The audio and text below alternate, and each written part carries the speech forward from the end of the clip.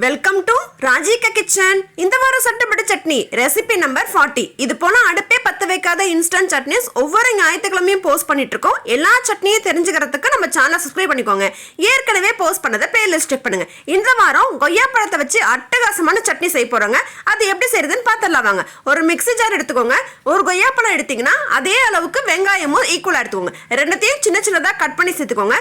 காரத்துக்கு தேவையான 2 பச்சை மிளகாய், 3 பல்லு பூண்டு, இது கூடவே புதினா கொத்தமல்லி பாதி அளவு ஈக்குவலா எடுத்ததுக்கு அப்புறம் உப்பு, மஞ்சத்தூள், மிளகாத்தூள். ஏற்கனவே பச்சை மிளகாய் சேர்த்திருக்கோம், அதனால காரத்துக்கு மிளகாத்தூளை பார்த்து சேர்த்துக்கோங்க. இல்ல எனக்கு மிளகாய் வேண்டாம் அப்படின்னு நினைச்சீங்கன்னா மிளகாய் சேர்க்காம மிளகாத்தூள் மட்டும் சேர்த்துக்கோங்க. இது எல்லாத்தையும் நல்லா தண்ணி ஊற்றி அரைக்கலாம். அப்படி இல்லைன்னா நீங்க இடிச்சும் சேர்க்கலாம். இடிச்சு சேர்த்தீங்கன்னா சப்பாத்தியோட தொட்டு சாப்பிட்றதுக்கு சூப்பரா இருக்கும். தண்ணி ஊற்றி சட்னியாக அரைக்கும் பொழுது கொய்யாப்பழத்தில் இருக்கிற விதையும் நல்லா அரைஞ்சிரும். ஸோ கொய்யாப்பழம் சேர்த்துருக்கணுங்கிறத யாராலையுமே கண்டுபிடிக்க முடியாதுங்க. கொய்யாப்பழம் சாப்பிட மாட்டேன்னு சொல்கிறவங்க எல்லாருக்கும் இந்த மாதிரி சட்னி அரைச்சி கொடுத்துருங்க. இப்போ சட்னியை நல்லா அரைச்சதுக்கப்புறம் அரை மூடி எலுமிச்சை பழத்தை சேர்த்து தாளிப்பு கொடுத்தோம் அப்படின்னா சட்னி ரெடி. நல்ல எண்ணெயை சூடு பண்ணிட்டு கடுகு, கருவேப்பிலை ரெண்டும் கொடுத்து தாளிப்பு கொடுத்தீங்க அப்படின்னா சட்னி ரெடிங்க. சுட சுட இட்லி தோசையோட தொட்டு சாப்பிட்டா சட்னி அட்டகாசமா இருக்குங்க.